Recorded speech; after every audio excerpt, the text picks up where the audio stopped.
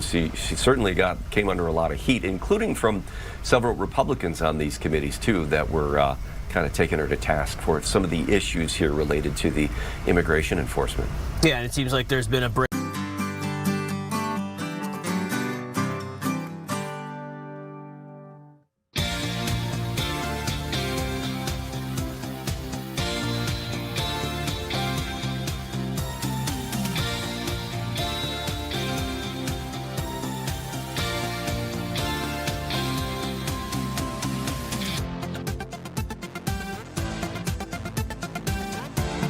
Good afternoon and welcome to the afternoon shift. It is Thursday, March 5th. I'm Adam Lorenz. It is an absolutely jam-packed show that we have for you all today. And there was massive breaking news that broke just earlier today that we're going to be talking about in depth. Department of Homeland Security Secretary Kristi Noem fired earlier today by President Trump. Of course, Noem, the former South Dakota Congresswoman and governor.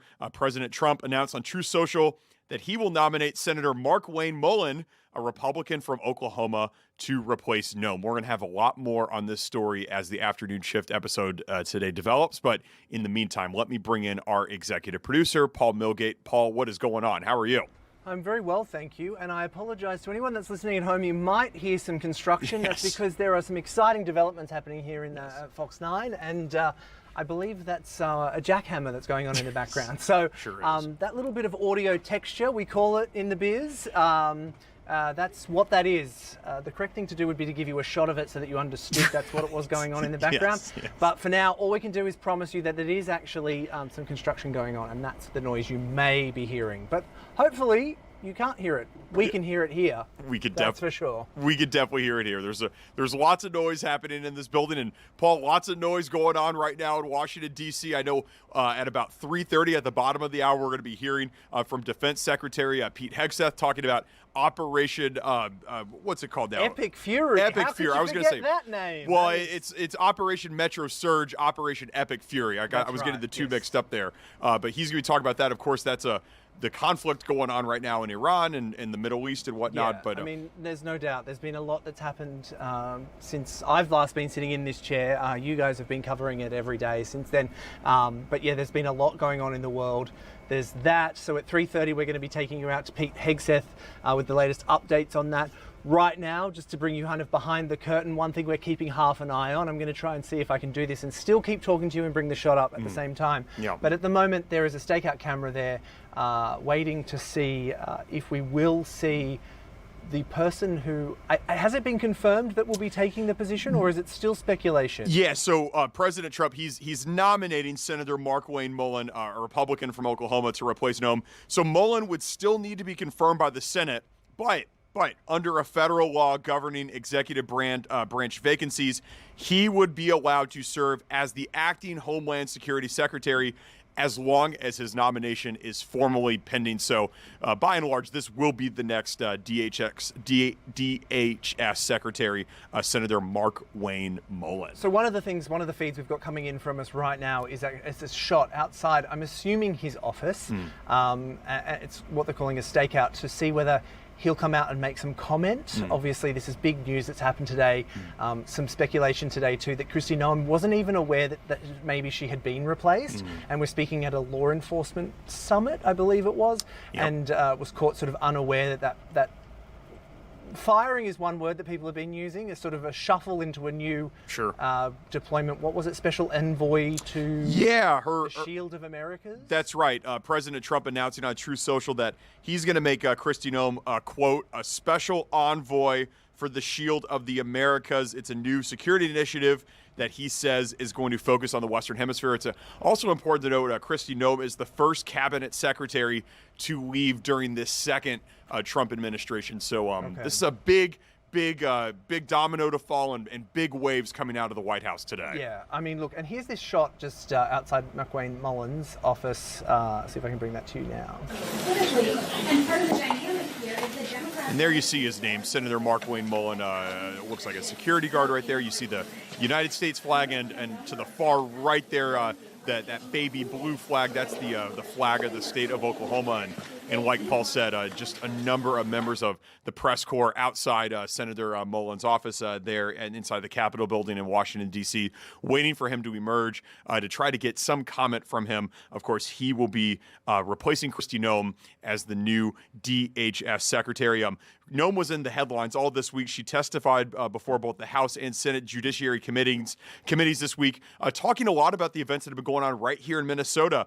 She was given the opportunity to walk back, calling Renee Good and Alex Preddy, and I quote Miss Noem here, domestic terrorists. But Noem, during these hearings this week, blamed their fatal shootings on, and again I quote Kristi Noem here, violent protesters and chaotic scenes during immigration operations. She also revealed on Tuesday that about 650 federal agents remain here in the state of Minnesota, largely investigating Medicaid fraud. We saw Governor Tim Walz, Attorney General Keith Ellison on Capitol Hill yesterday testifying about the fraud situation going on here in Minnesota. So again, the big headline coming out nationally today, Kristi Noem is no longer the DHS secretary. President Trump announcing on Truth Social he is going to nominate Senator Mark Wayne Mullen, a Republican from Oklahoma, to replace Noem. And we are going to maybe hear from Senator Mullen later today, Paul. Yeah, we're going to keep an eye on that. And if we see it happening, we'll try and bring it to you live. The other thing that we wanted to mention as well with this, our plan originally was at 3:30, we're going to take the press conference with Pete Hegseth. And then we would be joined by Andrew Latham, who would be able to help us break down what it was that we heard in that press conference. I'm sure Mark might also be in a position, Andrew will be in a position to also give us some context around this sort of firing and if it's unprecedented to see it happen the way that it went down. So stay with us for that sort of after 3:30. We'll be bringing you Pete Hegseth live and then actually breaking it down with Andrew Latham here from and the name escapes me, the university. Macalester College. Macalester College, that's it. Yes. So we'll be breaking it down with him. We'd love to get Andrew on and break down all things geopolitical and everything that's going down. Yeah, we had Andrew on, if you were watching the afternoon shift on Monday, talking about Operation Epic Fury and the situation in Iran. So this will be good to get his perspective on what Defense Secretary Pete Hegseth is going to say at the bottom of the hour. And to give some context to my Freudian slip there, Mark Latham. Mark Latham was the leader of the opposition party in Australia. So that's where my brain kind of connect the dots. Politics, Mark Latham, but it's actually Andrew Latham that's going to be joining us. You know, this is a good little segue. We're promoting a Fox initiative here about the World Baseball Classic. It's officially underway. In fact, tonight at 9 Central Time, you can watch Paul's home nation, Australia, take on the Czech Republic, Czechia, as they're called, 9 o'clock on FS1, 9 Central Time. The first game for Team USA in the World Baseball Classic is tomorrow night at 7 Central, right here on Fox 9 against Brazil. You're probably wondering at home what exactly the World Baseball Classic is. To explain this awesome tournament that we've got going on here on Fox programming, here is Fox 29 Philadelphia's Breland Moore with Fox MLB analyst and one of my favorite people in all of sports television, Ken Rosenthal, to explain the World Baseball Classic more in depth. Take it away. Hey, Ken, thank you so very much for joining us. So first things first, the World Baseball Classic is going to be incredibly exciting. But for someone who's not as familiar with this, what is it, first of all? And just kind of take me through how exciting and just the atmosphere of this entire event, because it's really something special. Leland, what makes it so cool is to see all the best players in the world playing for their countries. And as this tournament has progressed, they've gotten an increased number of these players willing to commit. At first, it wasn't that big a deal for a lot of players, especially the U.S. players. But over time, it has really come on. In 2017, the U.S. won. In 2023, the U.S. finished second to Japan, with Shohei Ohtani striking out Mike Trout for the final out. And the atmosphere in these games is incredibly intense. It's different than a playoff game or a World Series game in Major League Baseball, because you have the national element involved. And the last tournament was one of the great things I've ever covered in my career. And I've covered a lot of things. And this thing stood out to me. The games were so exciting. And again, just to see the best players, I'll give you an example of the United States. all on one team for the most part, that is really something special. Yeah, you think about it. Aaron Judge, Paul Skeens, of course, Bryce Harper. The star power is endless for Team USA. You can expect them to be going the distance probably, right, Ken? I would expect they're going to go deep in the tournament. As for winning the thing, I don't know, Breland. And the reason for that is, if you look at the Dominican Republic roster, it is every bit as star-studded as the U.S. Maybe the pitching isn't quite as good, but they've got on one team Juan Soto, Fernando Tatis Jr., Manny Machado, Ketel Marte, Geraldo Perdomo, Julio Rodriguez. The list goes on and on. So they're going to be really good. Japan is always really good, even though Ohtani will not be pitching in this tournament, or so we are told. So those three teams, to me, are the favorites, but you could see Venezuela or Mexico or any number of other countries maybe take a step up here. And there's no fait accompli as far as the U.S. winning, that is for sure. They will have their work cut out for them. Well, their first game will be on Friday against Brazil, 8 o'clock. You will be there. You will be on the sideline. How excited are you, and what can we expect out of this matchup? I'm really excited. And as I said, Breland, I love covering this tournament. It is just one of the cooler things that I get to do, one of the cooler things that fans can see. As for the Brazil matchup, well, the U.S. team on Wednesday and Thursday beat the San Francisco Giants and the Colorado Rockies in exhibition games by a combined score of 29-5. Brazil doesn't have many major league players. I don't know that they have any major league players. They have the sons of a couple of former major leaguers, Dante Bichette Jr. and Joseph Contreras, who's the son of Jose Contreras, the former pitcher. But I would expect this one to be a mismatch. Mexico and Italy, they have stronger teams, and the U.S. plays them later in this pool play part of the tournament. Of course, you can watch this all on Fox. And Ken, for you, how exciting and how fulfilling is it to be able to not only see this competitive spirit, but also get to know a little bit of these lesser-known athletes, some of their stories, and just kind of see that national pride really coming to play on this world stage? That's a really good point, Breland, and it is a very cool part of this. And I remember the last tournament, Great Britain kind of went on a little run, and they had a prospect at the time, Harry Ford from the Mariners, a catcher, and now he is with the Nationals, but he was kind of their symbol. He was coming on, he was doing some big things. Now I believe he's their captain. So you do see these kinds of stories emerge. You see players playing for countries that you might not associate with them. Jazz Chisholm Jr. is going to be playing for Great Britain. And you have Aaron Nola and Jack Caglianone and a bunch of others playing for Italy. So this part of it, just seeing the guys playing for different countries, and yes, seeing some of these unsung players emerge in this tournament, that is definitely a very cool part of it. It's going to be incredible. And speaking of, that final will be in Miami on Tuesday the 17th. And I know that you said it's kind of a little bit more open, but that atmosphere is going to be electric down in Florida, I'm sure. Really electric and really loud. And in fact, I'll tell you a story. It's a little bit of an inside TV story, but let's go. So in my job, I have to wear an earpiece in my ear. We call it an IFB. And I always wore that in one ear. And the last WBC in Miami, it was so loud. I now wear them in both ears with noise reducing things going on. So it's a little bit easier for me. So I'm looking forward to those games in Miami with the rock star kind of headset, as opposed to what I had the last time when I couldn't hear it all. It will be incredible in Miami. The fact that you had to forego your IFB to actually even hear is unbelievable. Ken, there's a lot of really fun events coming up this season. Not only, of course, do you have the World Baseball Classic, which is how we're kicking things off here this spring. You're also coming to Philadelphia for the All-Star game. You're a Penn guy. That has to be just an amazing experience for you ahead, especially because it's the 250th anniversary of America. Of course. And yes, coming to Philadelphia for me is always really special because I did go to Penn. I did work for the Courier Post in South Jersey for 2 years, so I'm quite familiar with the area. I've got a ton of friends still there. And as for the 250th anniversary and the game being there to mark this commemoration for the United States, it's going to be really something. And I think the players will be really fired up for it in an extra way. There's an extra level here of emotion that we'll see from the guys. And especially coming off the WBC, when there's an increased sense of national pride among the players, it will make that game that much more special.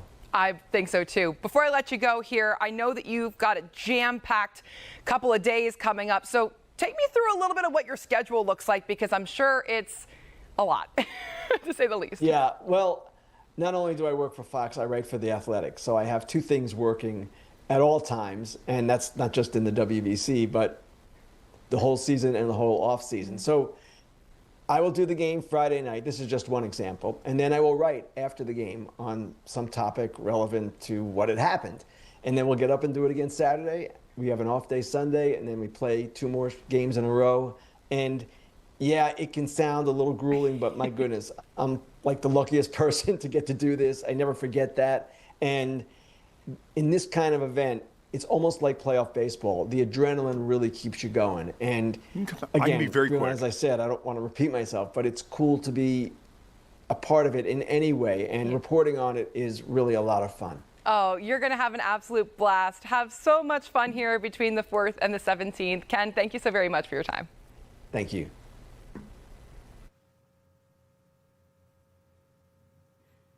Thanks to my colleague at Fox 29 Philly, Breland Moore, and Fox MLB analyst Ken Rosenthal for that awesome interview to preview the World Baseball Classic. Again, Game 1 for Team USA is tomorrow night, 7 Central, right here on Fox 9. The Americans taking on Team Brazil. Okay, we're going to go to commercial break, and when we come back, you may have been hearing this news about Harvey's Law. Harvey Muklebust. He was an 11-month-old who died at a child daycare center in Savage, Minnesota last September. His parents, Hunter and Catherine, will be joining me next to talk all about this piece of legislation that's right now inside the Minnesota State Capitol. Mr. and Mrs. Muklebust coming up right after this. Don't go anywhere.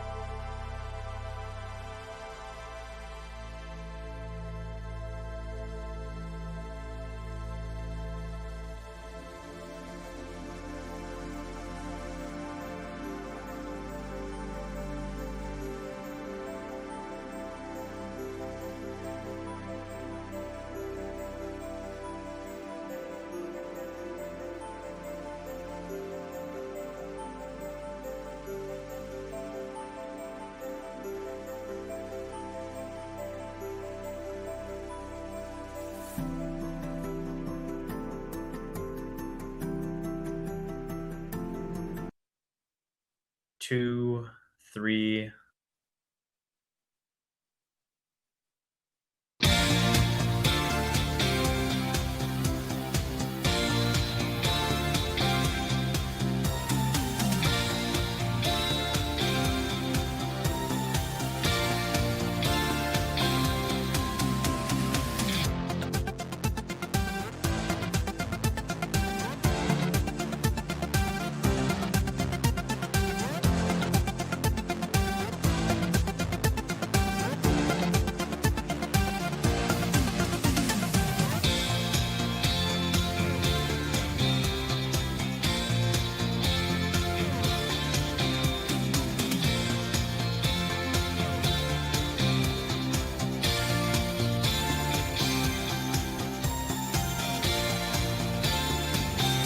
Welcome back here to the afternoon shift. Harvey Muklebust was an 11-month-old who died at a child daycare center in Savage, Minnesota last September.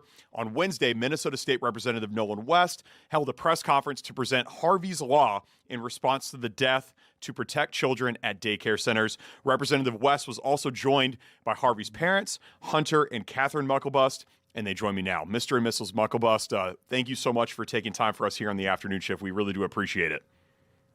No, thanks for having us on. Yeah. For those that are maybe unaware of this story, can you tell us what exactly happened to Harvey? Yeah, definitely. So Harvey was 5 days short of his first birthday when he was murdered at his daycare. Harvey was not the first victim at his daycare. He was not even the second victim. Harvey was the third victim. Just to give a little bit more background, on Friday, September 19th, 911 was called to Rocking Horse Ranch Daycare because an infant was found not breathing. Luckily, first responders were able to get the baby responding, and that baby was able to go home with their parents. Not even a full business day later, the same event occurred again. That same infant was found not breathing. Miraculously, the child survived, and the baby was able to go home with its parents. These were two events where, if cameras had been installed, the daycare center or the first responders could have looked at that footage, looked at the footage leading up to either of those first two events and determined what actually happened. They would have been able to see what actually happened during that time.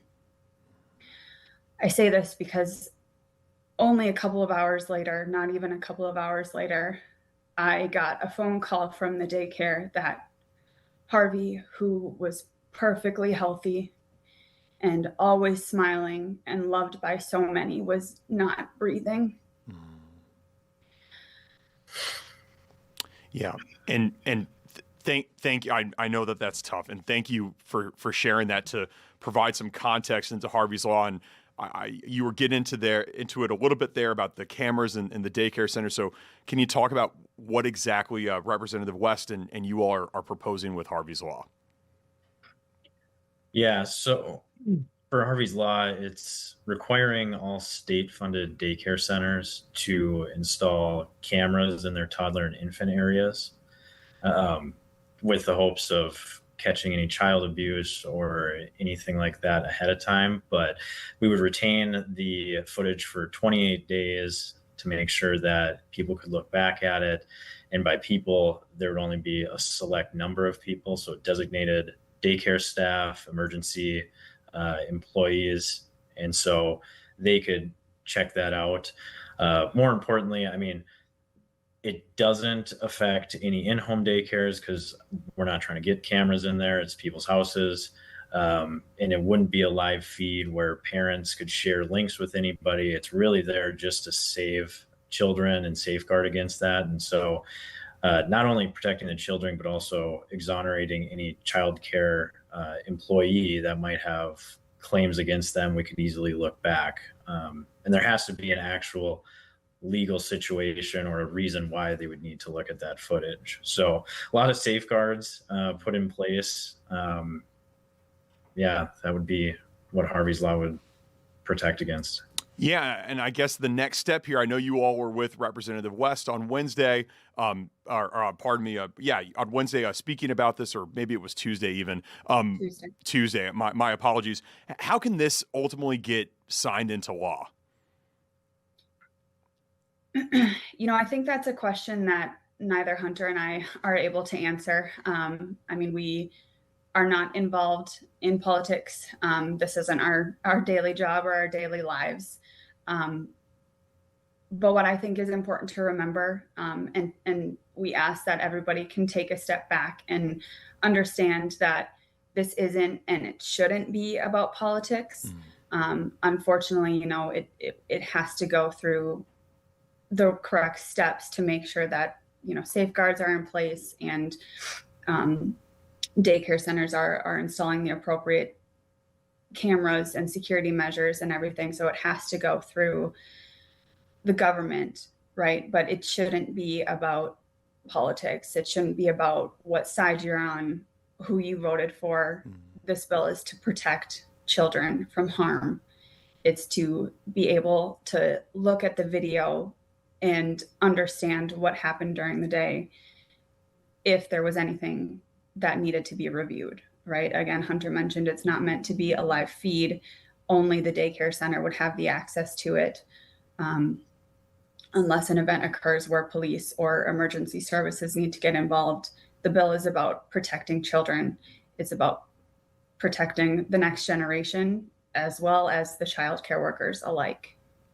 Hunter and Catherine, you all have been, there's been so much that's gone on in your life over the last several months. And I think it would probably be easy for a lot of parents like yourself just to kind of just want to just step aside. Why is it so important for you all to be involved in the legislative process here and be involved in with Representative West and trying to see Harvey's Law ultimately signed into law? That's a good question. I think that right after everything happened with Harvey, we were just looking at the situation with the investigators and going, how is this even possible?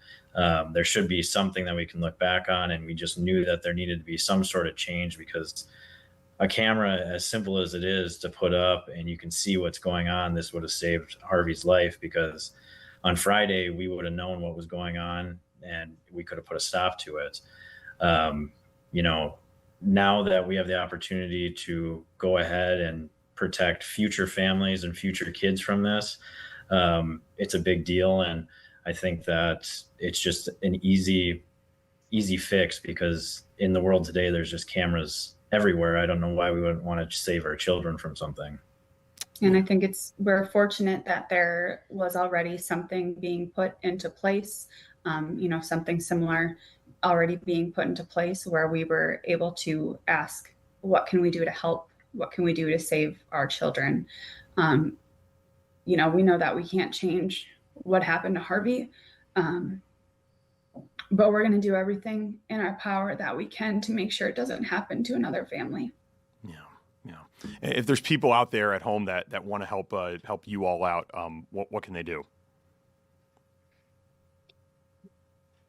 You want to take that one? Yeah. So we have a petition going on right now. We have the link for it. You can find it. Nolan West's team has it as well, but we can send that out. I think there's over 4,000 signatures now. Lots of support with it. And then on Tuesday next week, we will be testifying at a committee hearing. And so if there is anybody else out there that has run into child abuse and know that cameras would have helped, we're always open to hearing those stories, because everything can help. And I encourage everybody to look into Harvey's Law, what it protects, what it requires, what it does not require. All of those things are equally important. If you feel so inclined, you can reach out to your constituent and explain, why this law is important and why it needs to be, why the bill is important and why it needs to be a law. Thank you all so much, Hunter and Catherine Muklebust, and I'm sure when you all are at the state capitol on Tuesday testifying, I'm sure there's a strong chance that we'll be playing that testimony right here on the afternoon shift. So we're going to continue paying attention to this story, and maybe we'll get you all back on as this goes in throughout the legislative process. Hunter and Catherine Muklebust, thank you all so much for your time. I know this is really difficult to talk about, but we really do appreciate you all sharing your insights here with us at Fox 9 in the afternoon shift. Thanks for having us. Thank you for your time. Thanks. Thank you. We are going to go out to Washington, D.C. right now. Defense Secretary Pete Hegseth is scheduled to speak at any moment. He was scheduled to talk at 3:30 Central Time, all about Operation Epic Fury. Operation Epic Fury are these strikes that the United States and Israel launched on Iran on Saturday. And President Trump said the U.S. was starting major combat operations against Iran that was going to last for about 4 to 5 weeks. President Trump said there were 4 big objectives for the continuing operations in Iran. 1, destroy Iran's missile capabilities. Number 2, wipe out its naval capacity. Number 3, stop the country from obtaining a nuclear weapon. And number 4, ensure that the Iranian regime cannot continue to arm, fund, and direct terrorist armies outside of their borders. You see the podium there in Washington, D.C., where Defense Secretary Pete Hegseth is scheduled to speak at any moment now. We're expecting him right at 3:30 Central Time. It's just past 3:30 Central, so we're waiting for him. This is the second time in 8 months that the Trump administration has attacked Iran during talks over its nuclear program. And we're going to learn more about what's to come in the coming days right after this. Immediately following this press event with Defense Secretary Pete Hegseth, we're going to be bringing into the conversation Andrew Latham. You probably saw him if you pay attention here on the afternoon shift. He was on our show on Monday. He's a professor of international relations at Macalester College. He provided some excellent insights on Monday into the ongoing situation in Iran. We're going to be watching this live with him and with all of you at home as Secretary Hegseth is about to speak here. And then we'll be going to Professor Latham immediately after to get his insights and get his perspective on what Pete Hegseth is saying. So again, if you're just tuning in, it's 3:31 right now. We are awaiting Defense Secretary Pete Hegseth to provide an update on Operation Epic Fury. This is the ongoing situation right now in Iran between the United States and Israel and Iran as well. And we are waiting for him to approach the podium here at any moment. Yes, I had hoped that I saw some military people setting up these podiums and these microphones, and I'd hoped that they may have been slightly more on time with this press conference than what we're maybe used to coming out of the White House even. But they've done some mic checks. We've seen them do that, so we know that it's not too far away. The logistics, can only imagine the logistics of getting all these people out onto the podium in time. But I imagine that it'll be relatively timely. Hopefully those aren't, I'm not eating my words in half an hour's time, but we'll see how we go. Andrew Latham has joined us, so he'll be watching live with us as Pete Hegseth speaks, and we'll be able to come to that pretty swiftly after the press conference wraps up. So we'll be able to give you some context and hopefully break down what it is that we've heard and what we need to know and what the key takeaways really are from this press conference. And Paul, I'll just ask you a question live here on air. Is there a way to potentially get Professor Latham on real quick before Hegseth speaks, just to maybe give a preview of what we could expect to hear? Is that possible? I believe that Andrew's hearing me right now. If he gives me a thumbs up and says that's okay with him, then I will, as I'm tap dancing on air with you right now, Andrew has given me the thumbs up. So what we'll do is, while we wait, let's go and have a chat to Andrew, and I'll keep an eye on the podium. So just give me a second there, Adam, as I make that happen. Yeah, this is great. We're going to get Professor Andrew Latham, International Relations Professor at Macalester College, his perspective and a preview of what we're about to hear here from Defense Secretary Pete Hegseth. Let's bring him into the conversation. Professor Andrew Latham, how you doing, sir? Yeah, I'm good today. How are you? Good. What are you expecting to hear from Pete Hegseth? Well, I'm not sure what to expect. I know what I'd like to hear, which is a little more clarity around goals and objectives. There's been a lot of signaling mixed coming out of the White House. Is this merely a non-proliferation, counter-proliferation exercise targeting the nuclear weapons? Is it about that plus the ballistic missiles? Well, yes. The operational record suggests that that's what's up. But is it also about regime change? And will there be, quote-unquote, boots on the ground? Whether they're American, well, probably American, more than special operations forces. I'm sure there's some of those on the ground already, but something like Iraq or Afghanistan back in the early 2000s. Sometimes President Trump says things that suggest that that's a possibility. Other times, others say that that's not in the cards. So some clarity around that is what I'm hoping for, but I'm not holding my breath. Professor Latham, for those that may have missed the news over the weekend, can you just give a brief explainer of what exactly happened on Saturday? Well, what's been happening ever since these operations have begun is combined U.S. and Israeli airstrikes. The main targets are the remaining nuclear infrastructure of Iran that could be weaponized. That's the fear. Right now, it hasn't been. The ballistic missiles, which can hit American bases in the region, which can hit American friends and allies in the region, including Israel, but also Saudi Arabia, UAE, Qatar, etc., even Europe. Iran's proxies, the Houthis, Hezbollah, and Hamas, and the damage that they can inflict on various countries in the region, and also Iran's naval forces, which are able to shut down, if they were unconstrained, able to shut down the Strait of Hormuz, which is already having even the possibility having a tremendous impact on oil and gas flows from that region to the rest of the world. So the U.S. and Israeli operations, and there's been a division of labor there. The Israelis are striking in the south, I believe, the Americans in the north, going after the air defenses first so that they can operate with impunity. That's pretty much been established. And now going after that target set that I just described. So that's what's been going on for the last few days. And though, especially against the backdrop of Iranians in the streets in recent months protesting against their government, sort of signaling that, well, the attacks have also been on the IRGC and the internal police state infrastructure. I'm sorry to interrupt. Space. I'm just going to jump in really. Just happening right now in front of us, President Trump is speaking currently.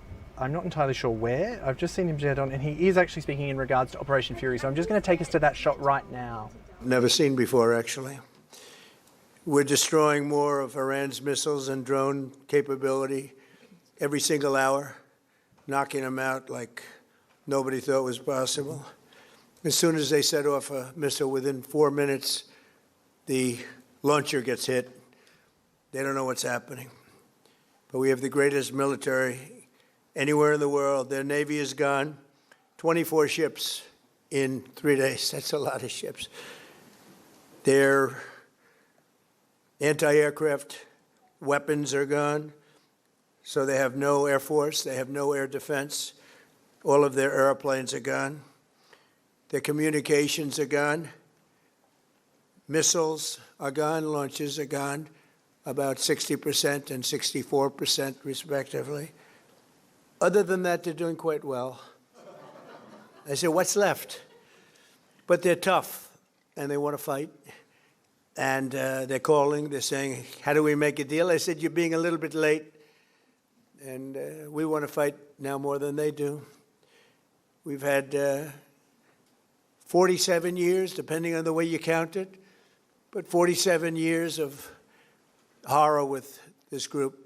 And, when you see somebody walking down the street without their legs, without the arms, whose face is so badly affected and hurt, it mostly came from 95% Soleimani and Iran, and we, other presidents, lived with it. I didn't live with it. And so our people are doing a great job. Again, the greatest military anyone's seen. Thank you.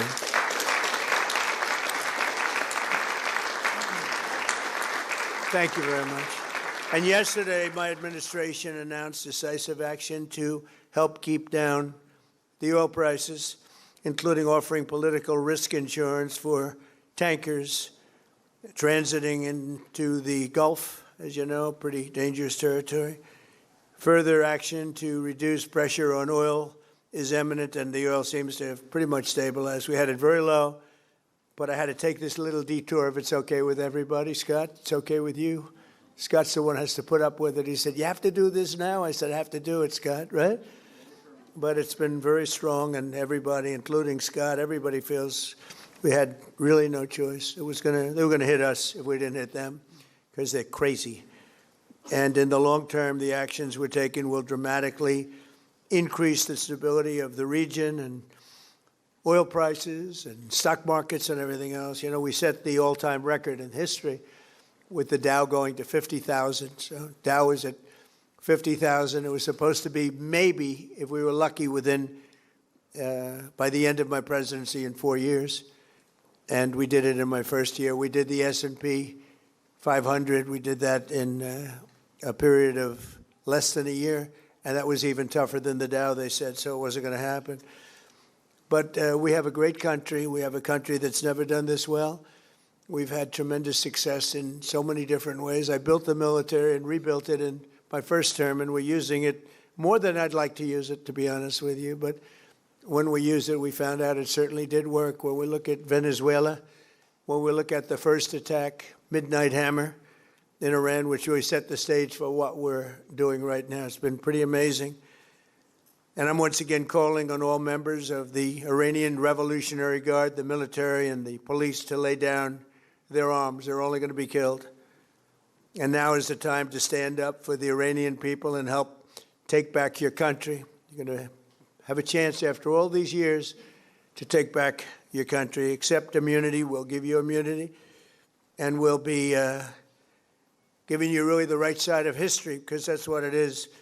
So you'll be perfectly safe with total immunity, or you'll face absolutely guaranteed death. And I don't want to see that. They don't want to see it either.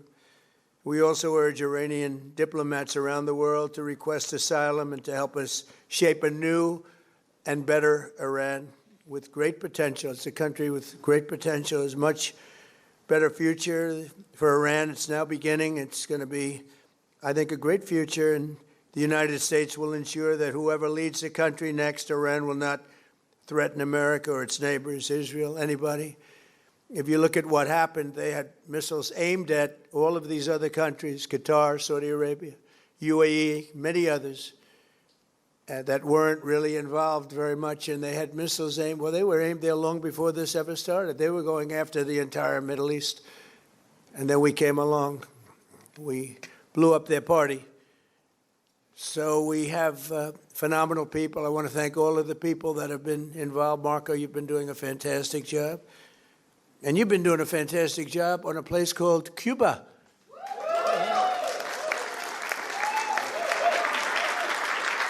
Right? And A-Rod came in before. I said, hey, do you want to come up to a little award? He's gone to plenty of award ceremonies. Thank you, A-Rod. Big fan. But what's happening with Cuba is amazing. And we think that we want to finish this one first, but that will be just a question of time before you and a lot of unbelievable people are going to be going back to Cuba. Hopefully not to stay. We want you back, and we don't want to lose you. We don't want to make it so nice that they stay.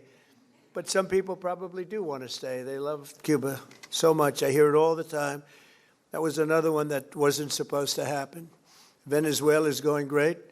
It's been stabilized. We have a wonderful person as your president-elect, Delcy Rodriguez, and she and her staff have been doing a fantastic job working with us. We're taking out hundreds of millions of barrels of oil, and it's going to Houston and various other places where it's being refined, and we're sending them back far more money than they've made in many years, and actually very shortly it'll be more money than they've ever made.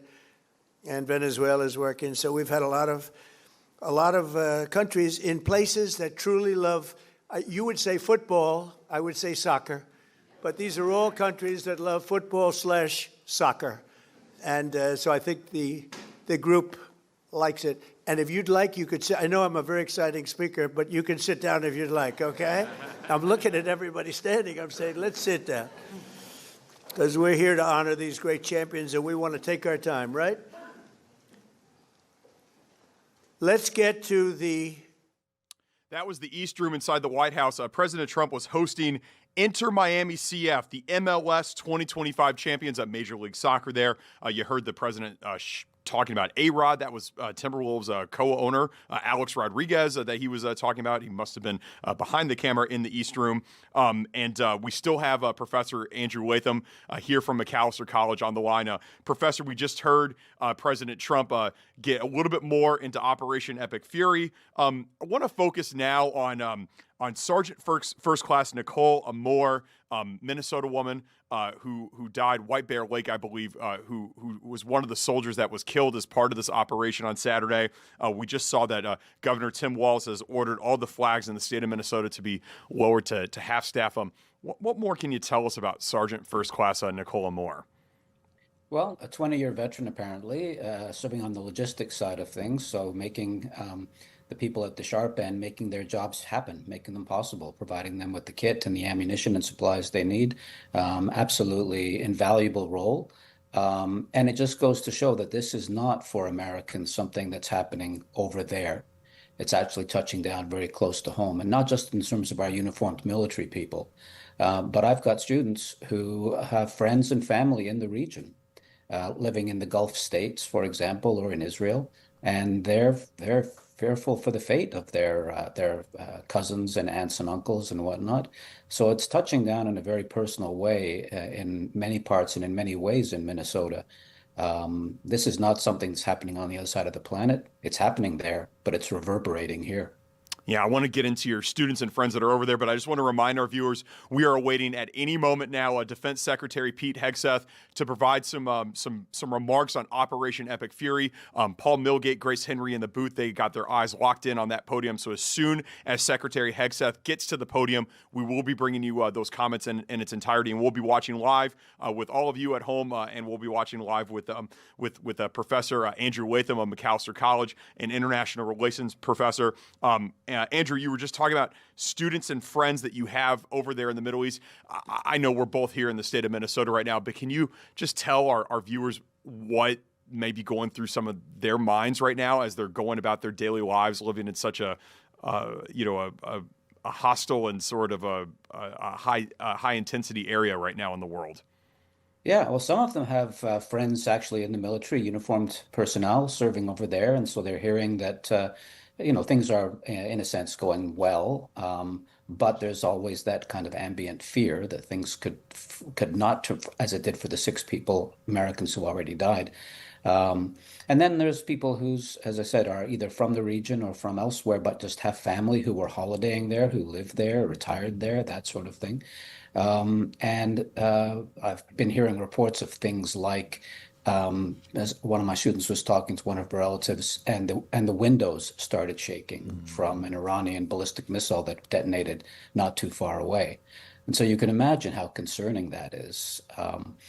Again, when these stories are being shared in class with students who don't have a connection to that part of the world, it makes it very real for them. It's not just about Donald Trump at the podium or Pete Hegseth or, a fighter aircraft thousands of miles away. It really does impact people and their families very directly. Yeah. I know the other big news coming out of Washington today, Professor, is Department of Homeland Security, Kristi Noem. Obviously, President Trump has dismissed her from her role as the Secretary of the Department of Homeland Security, nominated Senator Mark Wayne Mullen, a Republican from Oklahoma, to replace her. Why is this a big deal, especially here in Minnesota, where we've been hearing so much about Kristi Noem and DHS over the last couple of months? Well, I think that reflects a kind of bureaucratic infighting in the White House. There were 2 different philosophies about how to deploy ICE. One was very targeted and surgical, going after migrants, undocumented migrants who had committed crimes, for example. And the other one was a kind of search and destroy, just a big sweep, the huge surge that we saw. And Kristi Noem was in favor of that surge, and it was very counterproductive politically. I don't think Donald Trump had ever any chance of carrying the state. But that's not the point. The point is his popularity, his support went down enormously. And the sort of credibility of ICE and the federal government was affected as well. This strategy seemed to be just too heavy-handed for the people of Minnesota, too heavy-handed, I think, in some respects for the American people. And so we've seen now the end of that strategy, the end of that approach, and the end of the person who engineered and to mix metaphors, quarterbacked that whole approach. She's been replaced now by somebody whom I don't know very much about, but I presume has got a very different philosophy of how Department of Homeland Security should work and how this kind of operation should be conducted. We'll have to wait and see, but that's the backstory. Yeah, I want to touch on that point that you made a little bit earlier. That point you just made in a little bit here, but I just want to remind our viewers, we are waiting again, if you're just joining us, for Defense Secretary Pete Hegseth to provide an update on Operation Epic Fury. That's the ongoing conflict right now in Iran. He was scheduled to speak at 3:30. Paul, you have an update? I don't have an update on it, except for the fact that I apologize. I assumed that we would probably see him sooner, but again, as I said, I would have to eat my words, and here I am eating my words. What are we, 20 minutes into waiting for Pete Hegseth? We will bring that to you as soon as it happens. Grace and I were just discussing something here in the booth, actually. We had a quick question that I thought, Professor, you might be able to answer. The intersection of the Department of Homeland Security and the Department of Defense, especially since Saturday, what do those departments, A, ever intersect, or B, is there some overlap right now when we're talking, about American assets at risk? Is there anything between Pete Hegseth and Christine Ohm, and maybe now what Mullen might have to work together? Yes, well, in a sense, there's a clear division of labor. Department of Homeland Security is focused on the United States and securing it from the inside, whereas the Department of Defense is largely focused on external threats, so challenges from beyond the borders of the United States. But there is a gray area. There's an area where they intersect, and that is in terms of, we can imagine the federal armed forces being mobilized to put down, as during the Civil War, for example. It can be deployed against insurrections and rebellions and things like that. But more probably and more immediately, and what we've already seen, is the federalization of various state National Guards and their use in supporting ICE operations and things like that. So that's really the most important intersection point between the two responsibilities. Typically, most Americans don't see American troops, federal troops, deployed on the streets to keep the peace.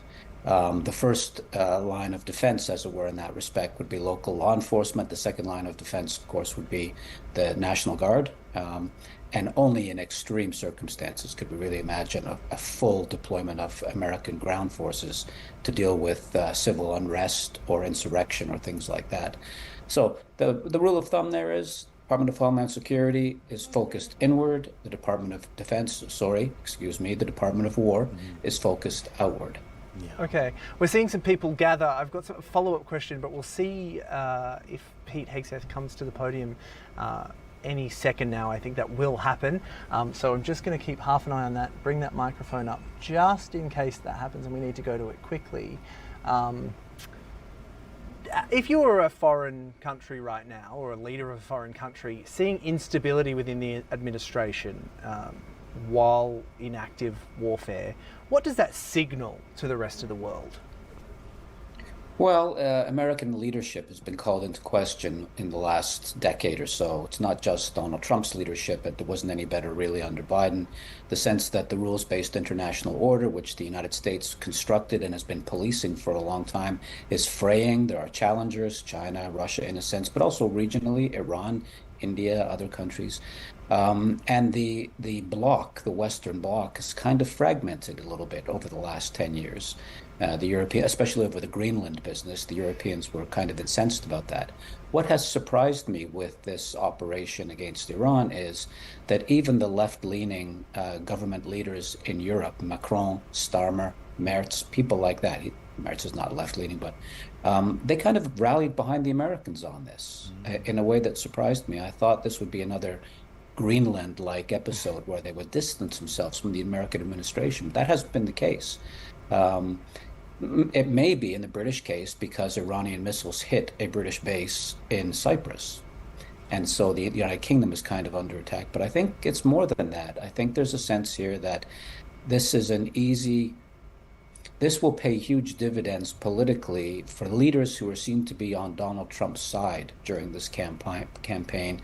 That's political capital. That's money in the bank, as it were, which they can then perhaps withdraw at some later point. But it has surprised me that there has been really lockstep support for the Trump administration and for the U.S. and Israel in this campaign from the left. And why does that surprise you? Well, as I was kind of indicating, because a lot of these Starmer is sometimes quite warmly disposed towards President Trump when he's in the same room, but otherwise he's quite critical. The same is true of Macron in France, who's pushing French leadership and making the argument that the Americans are no longer committed to Europe, so that France and Germany, perhaps, and Britain have to stand up and provide leadership on the security side there. And so Macron, everybody's nice to Trump when he's in the room. But when he's not in the room, the kind of daggers come out. And I expected the daggers to come out here, and they really didn't. So this may be one of those moments when that fragmentation and fracturing of the Western Bloc, maybe this is partly arresting that, or maybe even reversing it a little bit, and we see a consolidation of that bloc. Nobody, let's be clear here, nobody in the West, no political leader in the West is a supporter of the Iranian regime. The question is, what means can be used to contain it or remove it? And that's usually where the friction is. Most Europeans say, yeah, we don't like the Iranian regime, but we're not prepared to go to war with them over what they're doing. And now they seem to be prepared, if not to go to war, to say to the US, have at it, and to Israel, have at it, we're not going to complain. So it's kind of an easy diplomatic win for them. Use our bases, use our ships, you can... Yeah, and they're not even, I mean, the French have sailed the aircraft carrier Charles de Gaulle to the region. The Brits are talking about sending one of their Queen Elizabeth class aircraft carriers to the region. But so far, for example, the Brits initially weren't going to allow, and I'm not sure they even have to this point, allowed the Americans to use Diego Garcia, which is a British base in the middle of the Indian Ocean, which is the Americans use to a great extent, and it's a very important logistical base for the U.S. military. And initially, the Brits were saying, no, you can't use it. And then once the shooting started, it seems like, well, even if we don't send our aircraft to drop bombs, A, we're not going to complain about the Americans, and B, we might even provide them with logistical and other kinds of support.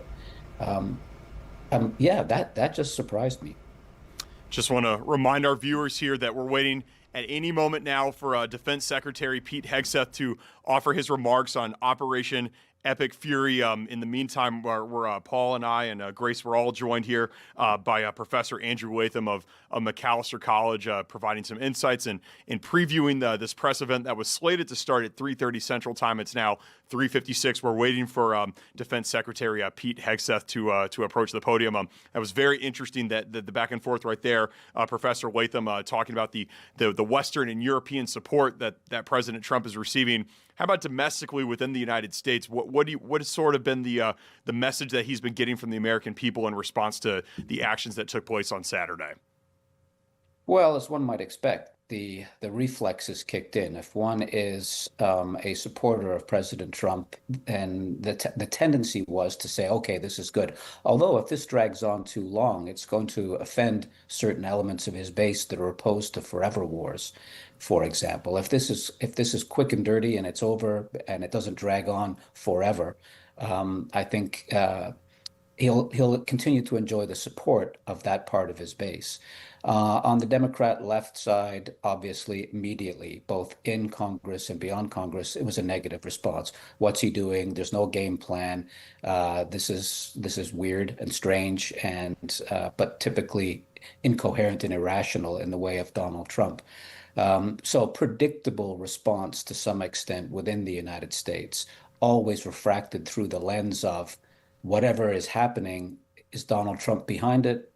And if he is, if you're a supporter, you tend to like what he's doing. And if you're a detractor, you tend not to like what he's doing.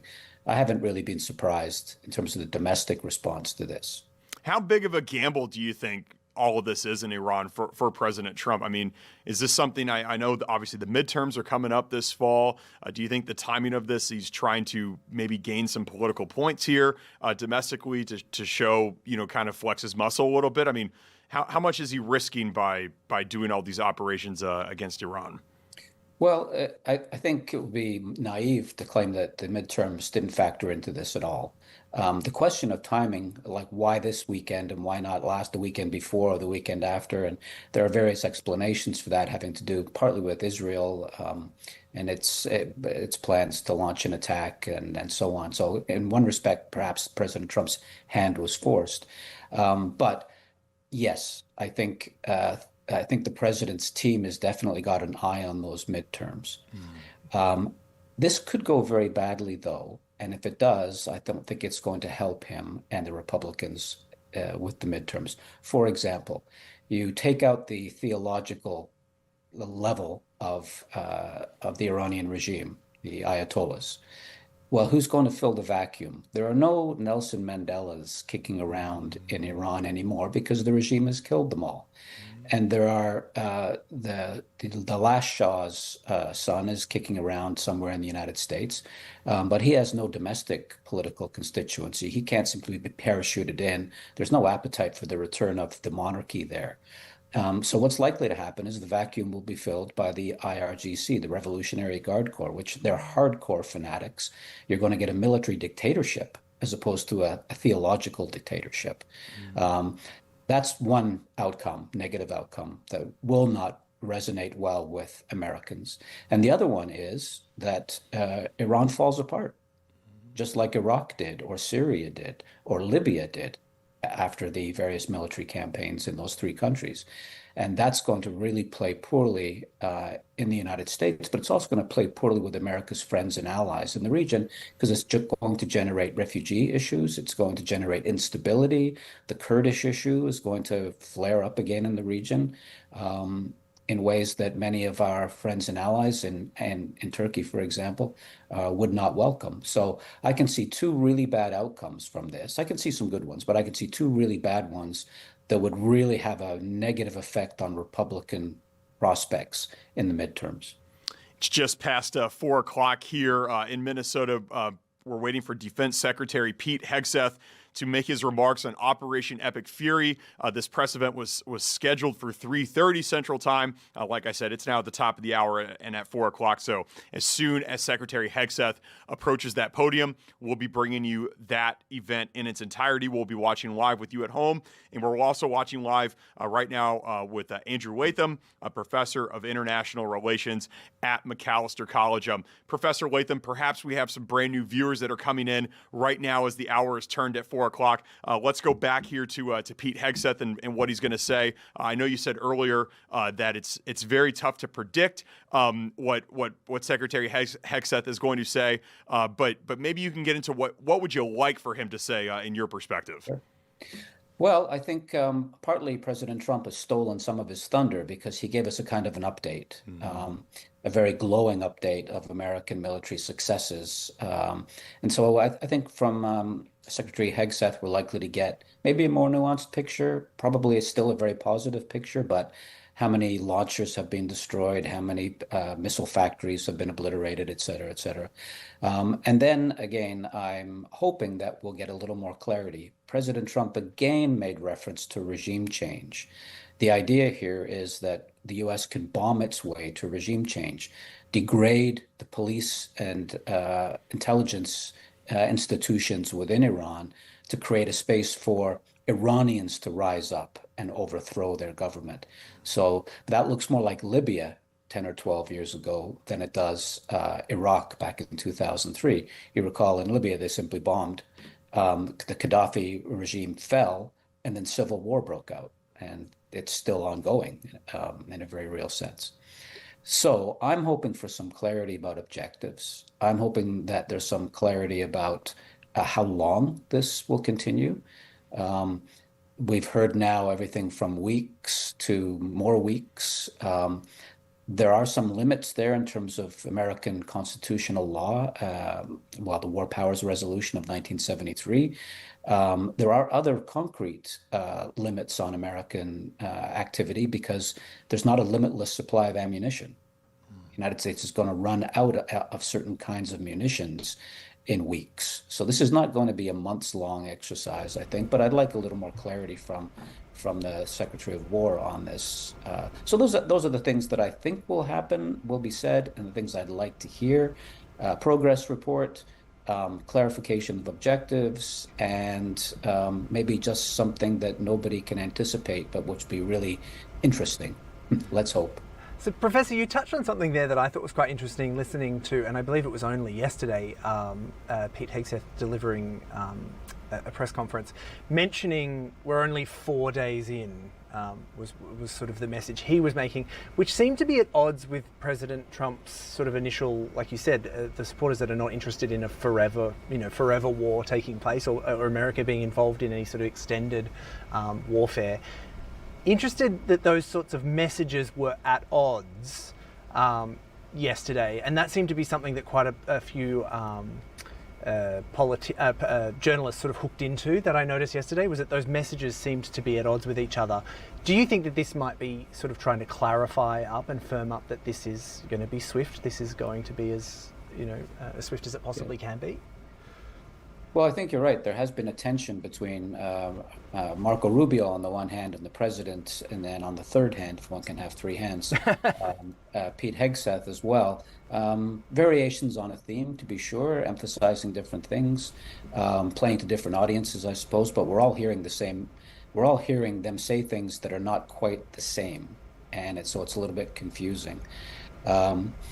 And so, yes, it would be nice to get some clarity, but what's likely to happen is we're likely to hear Pete Hegseth give Pete Hegseth's perspective, and we might hear something different from Marco Rubio, and it might all differ from what we just heard from President Trump. So we might get a little more clarity because maybe their messages are beginning to converge. Here's the other thing, though. Let's say that in some secret room, these guys all got together before this operation began and decided it was going to last 4 days, and that was it. Well, war has a way of defeating. President Eisenhower once said, planning is very important, but no plan ever survived first contact with the enemy. And I think that's what we're seeing here, that these wars have a tendency to drag on. They have a tendency to expand. They have a tendency to go in directions that nobody sitting down in the secret planning room ever anticipated. And so even if the idea was in and out a week, maybe, it may be that after a week, not everything's been accomplished. And then do you want to be in the game of chicken, the one that veers off first? Or do you want to be the guy that blinks first and says, oops, we made a mistake? No, you can't. You have to keep going because your credibility is at stake. If the United States doesn't achieve everything it wants with this, its threats in other respects towards other countries, Cuba, I couldn't believe, on one hand, I could believe, but I really couldn't believe that President Trump just basically said Cuba's next. and no less saying... Concerning. I'm just going to jump in. Speaking of dragging on, this waiting period that we have for Pete Hegseth to begin, we are seeing some slightly different shots. So feel free to keep talking over the top of it, both of you. We've seen the camera reposition. I just want to take the audience out there, see that there is some movement going on out there, waiting for Pete Hegseth to come to the podium. Feel free to keep chatting. I just want to take this shot for the time being, just so we don't miss the moment when Pete comes out. That's right.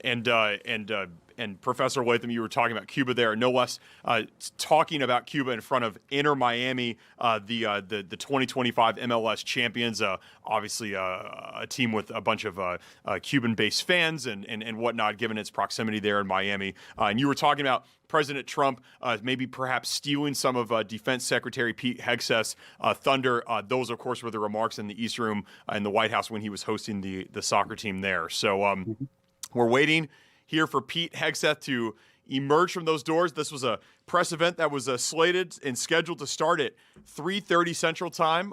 If you're still with us here, it's now just past 4:07, and there is Secretary Hegseth. Let's listen in.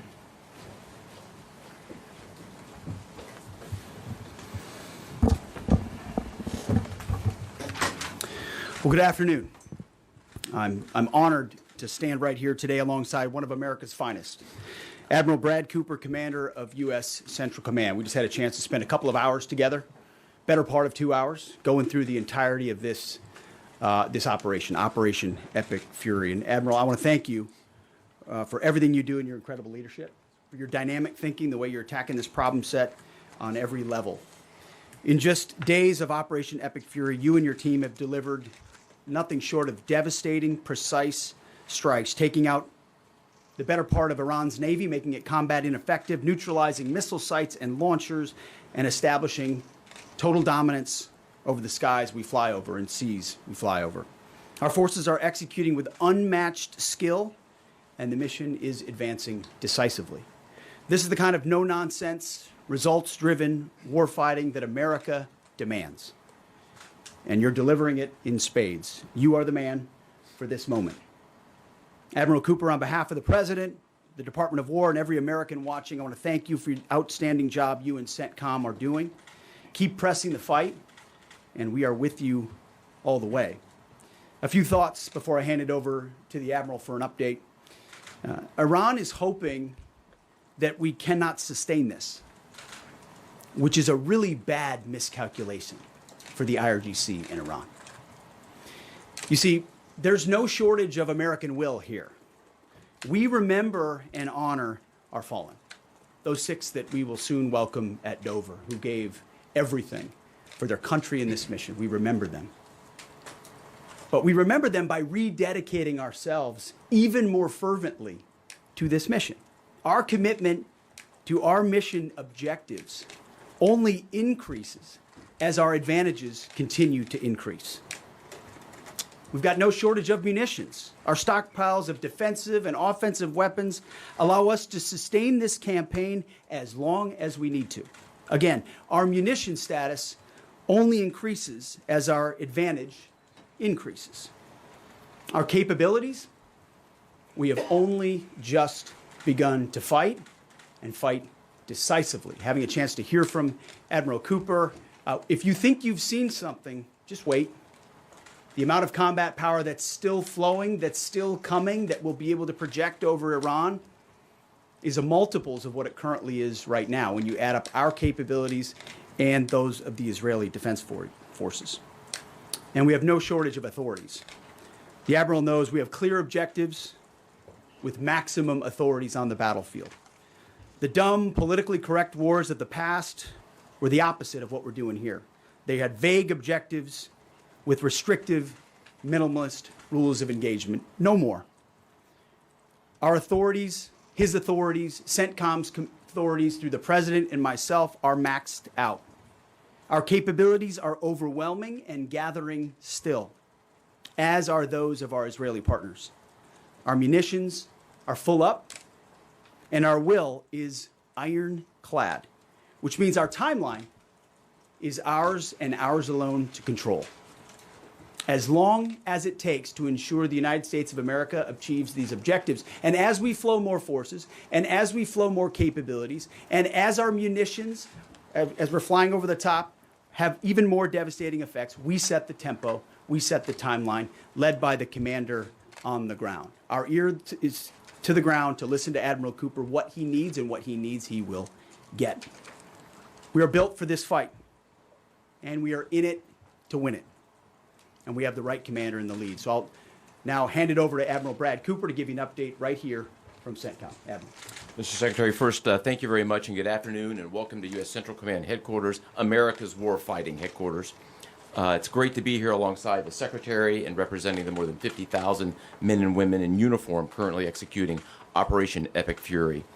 So, Mr. Secretary, first, thank you very much for your leadership and support and the very clear vision and objectives that you've given us to allow us to use overwhelming force against the Iranian terrorist regime. And thanks to all of you for attending today, and welcome to Tampa.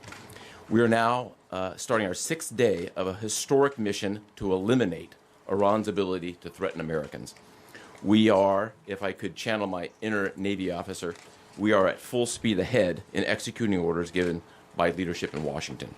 The President and Secretary Hegseth have been crystal clear in their expectations, and we are at a high level of execution. As described by the Secretary and earlier this week by me, U.S. combat power is building as Iranian combat power declines. Our air dominance allows us to hit Iran's center of gravity with overwhelming power and reach. A couple of examples. In just the last 72 hours, America's bomber force has struck nearly 200 targets deep inside of Iran, including around Tehran. And in just the last hour, U.S. B-2 bombers dropped dozens of 2,000-pound penetrator bombs targeting deeply buried ballistic missile launchers. Notably, we've also struck Iran's equivalent of Space Command, which degrades their ability to threaten Americans.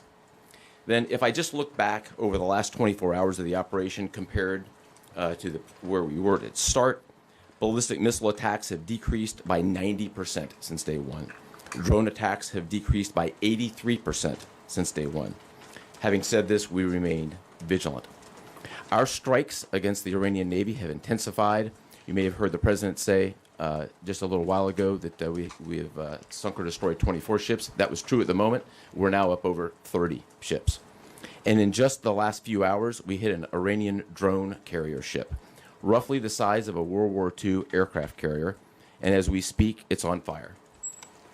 The president gave us another task, to raise or level Iran's ballistic missile industrial base. So we're not just hitting what they have, we're destroying their ability to rebuild. And so as we transition to the next phase of this operation, we will systemically dismantle Iran's missile production capability for the future, and that's absolutely in progress. This is going to take some time, but our forces are well supplied, as the Secretary said, and we are absolutely ready to prosecute this mission decisively. Our combined joint forces have relentlessly destroyed Iran's air defenses over the past few days, and they've continued hunting for more systems to kill. Our air defenders are operating at the very top of their game. I couldn't be prouder, shoulder to shoulder with our partners in the region in many cases, providing the most integrated air defense network in Middle East history. We are fighting to win. Through combined U.S. and Israeli combat power, we will continue decimating Iran's ability to project power outside its borders. And if I can just conclude by saying a strong salute to the brave men and women who are out on the pointy edge of this, really doing exceptional work. I just couldn't be prouder, and I know the American people share in that same pride. So thank you very much. Absolutely. And with that, we'll take a few questions. Yeah, right here. Sir, appreciate it. Admiral, I wanted to ask, or Mr. Secretary, the Ukrainian president said today that the U.S. has asked for specific capabilities to deal with Shad drones, Iranian drones. Can you guys talk about what you asked for, and has there been any surprises from Iranian capabilities that you guys have seen in the past 6 days? Go ahead. We're very familiar with Iranian's capabilities, and as you might imagine, we planned for it right from the outset, and I feel good about what the plan was. Like any good organization, we adjust as necessary to meet the environment, and we've made those appropriate adjustments. Absolutely. Right here. Thanks, Secretary Hegseth. I have two for both of you. One, was an American pilot shot down today in Iraq? And two, I've heard reports that there's enriched uranium stored in Isfahan. I've also heard reports that there's not a lot of bombing there. Is that on purpose? Do we believe there's enriched uranium there? And would we ever send special forces to secure it? As CENTCOM pointed out, that those reports of an F-15 being shot down are false. As you can imagine, Iran is doing everything it can to peddle in lies, deception, and inflation of numbers in reality, mostly to propagandize to their own people, right? They've shut down the internet. They're hoping they can convince their own population that they're having success. One thing one of their leaders said recently is that 500 Americans have been killed, they claim. These are lies. The lies will continue. CENTCOM will continue to debunk those lies. So, and as often is the case in conflict, first reports are often wrong. As it pertains to nuclear material and things like that, one of the objectives the president has always said is that Iran will not have a nuclear bomb, nuclear capabilities, but we would never disclose what we will or will not do inside operational plans. So Admiral Cooper's got a plan. We're working that plan, and targets will be struck or not struck according to what we want to achieve. Yeah, right there. Secretary Hegseth, the president said earlier today in an interview that he would like to have a say in who's the next leader of Iran. Is this an expansion of your military objectives? Do you view it that way? And additionally, you spoke earlier today about how previous leaders have drawn resources from our hemisphere to the Middle East. Mm-hmm. How do you avoid that? Well, there's no expansion. Ultimately, I think the president's having a heck of a say in who runs Iran, given the ongoing operation we have. So there's no expansion in our objectives. We know exactly what we're trying to achieve. I think today's a great example of what this War Department is capable of doing. I was just in another part of Florida today where we announced, America's counter-cartel conference. 18 countries coming together from Central, South America, and the Caribbean, coming together to fight cartels. That is something that is ongoing. We're focused there. We're focused in the Indo-Pacific. We can mass combat power in CENTCOM. EUCOM is able to support that as well. So we know we're laser focused on our hemisphere and our homeland. That's why we locked down the border. That's why we're working with partners to take on cartels. That's why we're sinking drug boats. That's why we're on the offense there. But the beautiful things about combatant commands is that, Brad Cooper's laser focused on Central Command, just like Frank Donovan is laser focused on Southern Command. We can do both. That's what a global power can do. Ultimately, this issue of Iran's nuclear pursuit and their unwillingness through negotiations to stop it was something President Trump has said for a long time needs to be dealt with. And after 47 years, he's doing something that no other president was willing to do. And we're doing it overwhelmingly, and we're doing it decisively, while also in other parts of the globe having the desired effects. I mean, take, for example, what we displayed yesterday, the Iranian ship in the Indian Ocean, sunk by Indo-PACOM, another combatant command, who coordinated with us in order to make that happen. So America's reach is global. Our focus here, though, these missions are narrow, they're scoped, and Admiral Cooper is well on his way to ensuring that we reach those objectives. Right here, yes, sir. Howard Allman, full condolences for the troops killed. Do the Ukrainians are talking about providing low-cost interceptors, given their experience? Is that something that the Pentagon is looking for? And Admiral Cooper, can you walk us through a little bit about how effective the Lucas drones have been, what kind of targets they've hit, and how much that's helped, given that they're low-cost alternatives to the more expensive Go ahead. Sure. I'm not familiar with the particular offer, but interceptors in general, we've had a number of new capabilities being fielded. Obviously, I'm not going to talk about it from an operational perspective of what those are. But I think you have seen over a period of time us kind of get on the other side of this cost curve on drones in general. If I just walk back a couple of years, you remember what you used to always hear? We're shooting down a $50,000 drone with a $2 million missile. These days, we're spending a lot of time shooting down $100,000 drones with $10,000 weapons from ours. So that's one aspect of it. Lucas, indispensable. As many of you know, and if you don't know, this was an original Iranian drone design. We captured it, pulled the guts out, sent it back to America, put a little Made America on it, brought it back here, and we're shooting it at the Iranians. Good targets. Good targets. Absolutely. Right there. Yes. Thank you so much, Secretary. President Trump, in his first speech after the launch of the Operation Epic Fury, he addressed Iranian people and he said that there is going to be a time for you to come out, but it's not now. Stay home. It's not safe. I want to know if there is a timeline for that you're going to urge Iranian people to come out, how that is going to play out, and how are you going to protect the protesters? You know that they're going to be shot probably, as we witnessed in January. That's what happened. How are you going to protect and support the protesters? And Admiral, I have one question for you.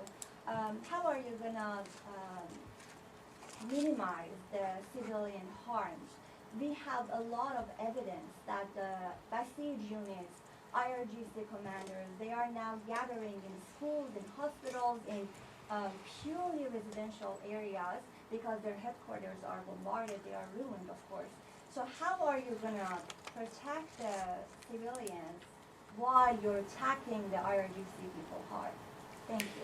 I would just say on the protests, obviously the Iranian people showed a lot of courage in those protests, and we saw the Iranian regime was revealed for what it is in the way they reacted to that. The world saw that. No one's done more than President Trump to reopen the opportunity for those who want a free Iran to do so.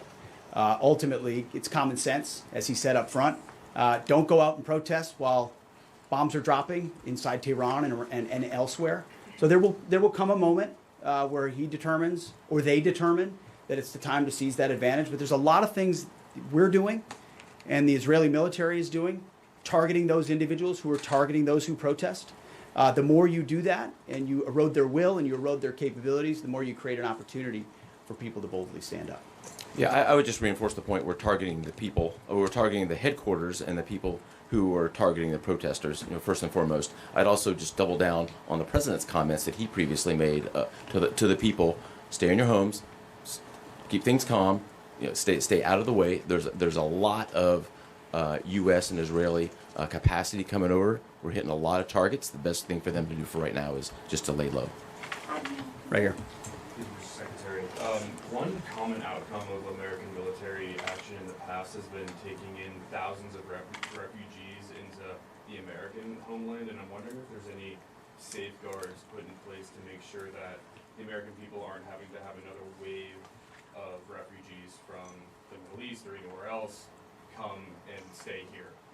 I think it's safe to say there's no plan for a wave of new Middle Eastern refugees to the United States of America. I think, as the president has pointed out for a long time, there are a lot of countries in the region who would be capable of providing that kind of support if need be, but that's certainly not something we're planning on. Yep, back there. Yep. Yes, sir. Michael in Washington Times. I wanted to ask, I know, Semper Gumby is always a truism in the military. Did the British decision to refuse Diego Garcia have any impact on the mission itself? Did you have to adjust, or were you able to just completely, go with the mission without even worrying about that? Well, as the president stated, it was unfortunate that that the Brits didn't, from day one, say, "Hey, go ahead and have access." But we got there. We got there, and that's now part of the way that we're operationalizing bomber runs. And as part of when we say more to come, it's more fighter squadrons, it's more capabilities, it's more defensive capabilities, and it's more bomber pulses more frequently. The amount of firepower over Iran and over Tehran is about to surge dramatically. And part of it is that we're going to have even more basing. And it's not just the UK. We've had other friends step up, and we're grateful for that. Maybe one more right here. Yeah, the Azeri president earlier today basically authorized his Minister of Defense to begin preparing troops for some type of retaliatory action after the airport strike. Has the Department of War and CENTCOM been working on deconflicting with the Azeri if they were to move in or attempt something in retaliation? I'm sure there are plans, and I'll let the Admiral speak to that. But that does allow me to kind of address this idea that the war might be expanding, or there's chaos, and nothing could be further from the truth. If anything, what Iran is doing by targeting allied countries that would otherwise want to stay out of this, they've actually pulled them into the American orbit. So now you've got UAE and Qatar and Bahrain and Saudi and Kuwait and others saying, "Hey, we're with you. We'll shoot with you. We'll fly with you. We'll defend with you. We'll allow you more basing and other a lot of which we can't talk about and won't talk about. But it's actually firming up the unity of the resistance in order to focus exactly where we need to. So this idea that it's expanding or going, no, it's actually simplifying in a number of ways exactly what we need to achieve and how we'll achieve it. I don't know if you anything to add to that. I won't get ahead of policy in terms of what we might do. What I will point out is this is now the 12th country that Iran has attacked. 12 countries, and it goes right back to the Secretary's point. Those 12 countries are none too happy, and I look forward to working with all the partners who are willing to join us in this. And I would just close by saying, Mr. Secretary, one more question. Sure. What is your message to Americans who are concerned about security here at home with the change-up that we're going to see at the Department of Homeland Security? Well, I think Kristi Noem did an excellent job over there securing our border and keeping us focused on threats, and the President making a change. We all serve at the pleasure of the President. I'm sure Mark Wayne Mullen will do a fantastic job. He's been a friend of mine for a long time. But Kristi did a great job setting us up for success. So I don't have any concerns about whether or not the homeland will be covered down on.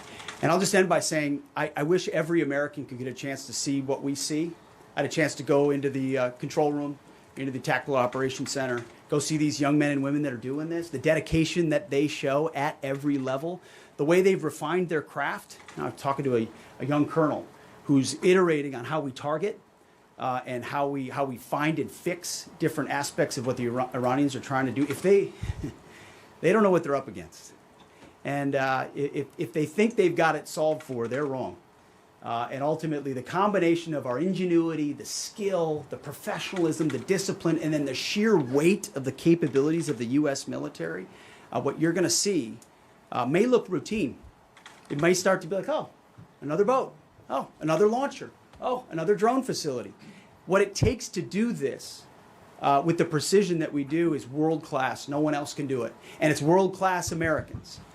Like the ones I saw here, like the ones that are coming home that we're going to greet home, that are the engine of what makes our country great.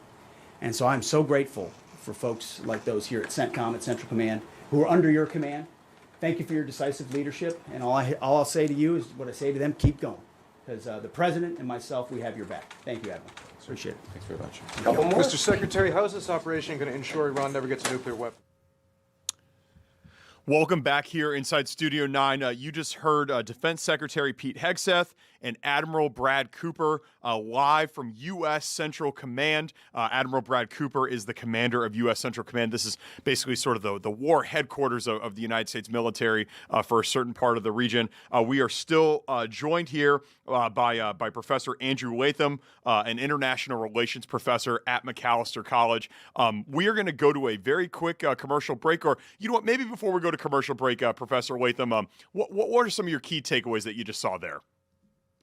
Key takeaways from the Secretary are signaling three different audiences. One, to Iran, we have the will and we have the munitions to keep this offensive going for a long time. Don't think you can outweight us. Message to the President's base.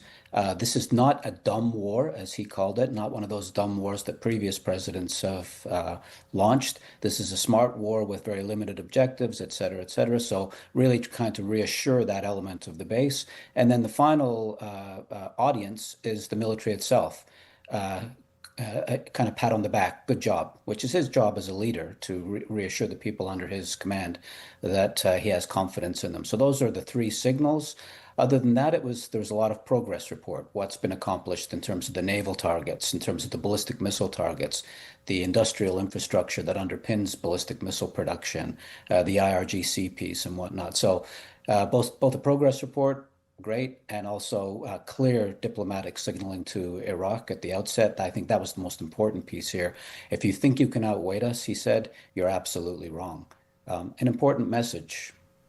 Professor Andrew Latham, we're very excited and looking forward to unpacking what we just heard here from Defense Secretary Pete Hegseth and Admiral Brad Cooper shortly after this commercial break. You'll stick with us, yeah?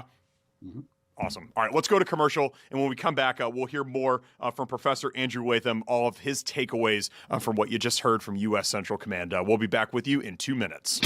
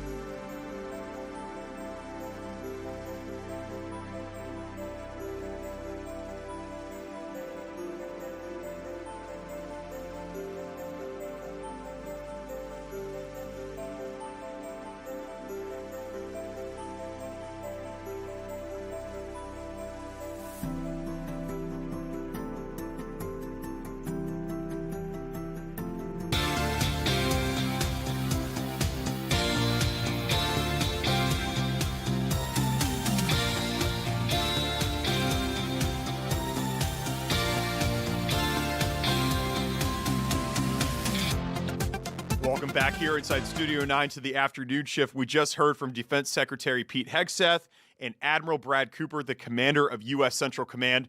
Both of those gentlemen were speaking from U.S. Central Command. And we still have our friend Andrew Latham, a professor of international relations at Macalester College, on the line.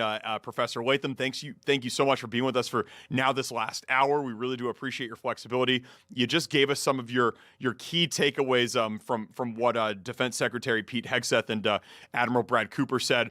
A couple more follow-up questions for you. First of all, what exactly is U.S. Central Command? I have to admit, this was kind of the first time I was really reading up on it. What's its purpose within the Defense Department? Well, the U.S.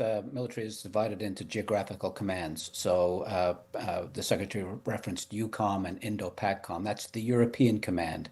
Indo-PACOM is the Indo-Pacific Command, and CENTCOM is the Central Command, which is the Middle East, basically. And there are Southern Command, there's a Northern Command, and so on. And these are meant to bring together the Air Force, Navy, Army, Marines, etc. So there's an integrated command. They're not operating at cross purposes, and they're focused on a particular region. The specific threats there, the specific assets that the various services have. So it's a way of fixing a problem that emerged decades ago, that the U.S. military was operating in silos and they weren't talking to each other sufficiently and whatnot. So this was a way of integrating that with a geographic focus so that people could specialize in a region.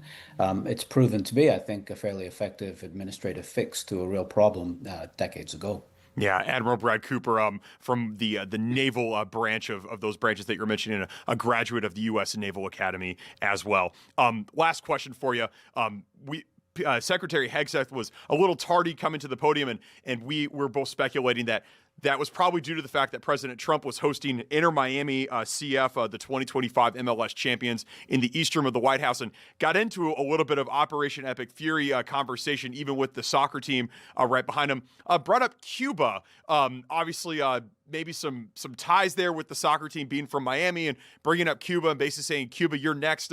What did you kind of take away from what President Trump was saying about Cuba? Well, ever since the Venezuela business, people have thought that the next domino, if I can use that metaphor, would be Cuba. It got a lot of cheap oil from Venezuela. That was cut off. It's under a lot of pressure. Cuba's undergoing a real economic crisis at the moment, and probably a political one as well. And the idea that many people had was that, okay, it worked in Venezuela. The regime didn't change, but again, he was speaking very highly of Delcy Rodriguez, the new president-elect. The same, I think people thought the same was in store for Cuba. Now, two things, one of which is that Iran kind of pushed Cuba into the background for a moment. But the second piece is that that was a suspicion that people had, and it hadn't really been confirmed in a way that President Trump just kind of let slip there. Cuba's next. Cuba's already under American economic sanctions, as was Iran. And the next move in Iran was the use of air power. And perhaps what he's signaling, again, he's talking to various constituencies, and he may just be talking off the cuff. But if he's to be taken seriously, the president's indicating that once things are wrapped up in CENTCOM, maybe Southern Command will have some work to do. Yeah, more to come certainly on that. And it was great, Professor Latham. We got to watch both the president live in the East Room, as well as Secretary Pete Hegseth and Admiral Brad Cooper with you live as well. We really do appreciate all your time, all of your insights. You joined our show at about 3:30, so you've been with us now for almost 70 minutes. We really do appreciate that flexibility, Professor Latham, and all the insights that you were able to provide to our audience. We will be sure to get in touch with you very soon, again, when we have more on Operation Epic Fury. But in the meantime, Professor Latham, on behalf of our whole afternoon shift team, we really do appreciate it. Very great pleasure as always, and anytime the bombs are dropping, you know who to call. Well, just before we let you go, I have one question, just to hold you for another minute or so. I mean, what is it now? Like 73 minutes? Yeah. One quick question. I know that coming into that conversation, we sort of discussed the timeline. Did you feel like you got any more clarity out of that about the expected timeline that this Operation Epic Fury is going to be taking place? The one vibe I got very strongly from the secretary was that whether it's true or not, the signal he was sending was, we can do this forever. Yeah. We have the will and we have the munitions, and we're increasing our strike capability, and the allies are all on board, the regional ones and the Europeans. There's nothing to keep us from doing this forever. You might as well pack it in now, Tehran, because you're not going to outlast us. Again, he specifically addressed the claim that the United States doesn't have the munitions to continue this campaign forever. He specifically said that's not true. I think he was misleading a little bit there, but he was making clear to Iran that we can outlast you. That was whether it'll be received that way remains to be seen, but it's clear that that's the administration's message to its adversaries in Tehran. Yeah, and President Trump said he expected the operations to last for 4 to 5 weeks, so we'll see if it sticks within that time frame there. And just one final thing that you just sparked, because I know that we'd talked before and then we didn't get a chance to follow up with this as well. One thing that the President and both Pete Hegseth had sort of said was that the communications and the ability to be able to communicate and for Tehran to get all on the same page with everything is disrupted right now. How do you go about electing a new supreme leader when maybe you can't get the college, there's some sort of special college that is required to install the supreme leader? So how do you, is there a chance that we will just not see a supreme leader elected, or will they just act and put someone in like you may have mentioned earlier? Well, it looks like they will find some way to convene, either very, very deep underground or via some internet, who knows exactly how. But the interesting thing to watch there will be the extent to which the IRGC, the Revolutionary Guard Corps, influences that particular, I would call it a selection, not election. And I rather suspect that we're going to get somebody who's in favor of the status quo, not a reformer, and maybe somebody who's even more militant and more closely connected to the IRGC. That's my suspicion. The Iranians, anticipating this some time ago, created what they call a mosaic command structure, which means they decentralized it, recognizing that the regime might be decapitated. They gave a lot of authority to local commanders. So that's an adjacent point that's worth making, is that they anticipated being a decapitation strike, just like in Venezuela, the abduction of the head of state. But they do, given their constitution, they do need to replace the Ayatollah, and there is a mechanism in place to do that, the Assembly of Experts, etc. But you can bet your bottom dollar that the IRGC will have a heavy, heavy thumb on that particular scale, and they'll get the candidate they want. More militant, more status quo in the sense of not reformist, and more in the IRGC camp. That's my strong prediction. Professor Andrew Watham, an international relations professor at Macalester College. We really do appreciate you, Professor. Right. You're very welcome. Thanks so much. Thank you. We're going to go to a commercial break here. When we come back from break, we have a very exciting guest that we're going to be bringing on. Not that Professor Andrew Watham isn't exciting. We really do appreciate all of his insights there for the last 70-ish minutes. But we have Grace Zumwinkle from Excelsior, Minnesota, a forward from the Minnesota Frost, and a gold medalist for Team USA, the women's hockey team beating Canada in overtime in Milano Cortina, 2-1. We're so excited to bring her on, talk about that experience over in Italy, and all the accolades and all the publicity and all the fun stuff that comes with being a gold medalist, while also maintaining this very rigorous schedule of being on the Minnesota Frost, obviously the back-to-back champions in the PWHL. They're entering their playoff push as well. So a true daughter of Minnesota, Paul, Grace Zumwinkle, born and raised. And a chance to talk about something other than war and politics. A nice opportunity to break free and shake those chains for just the remaining 15 minutes or so that we have of the show. So. It will be a good change of pace for our show today as well. So Grace Zumwinkle, one of our own from Excelsior, Minnesota, a player for the Minnesota Frost, and now an Olympic gold medalist. She'll be joining us right after this. Don't go.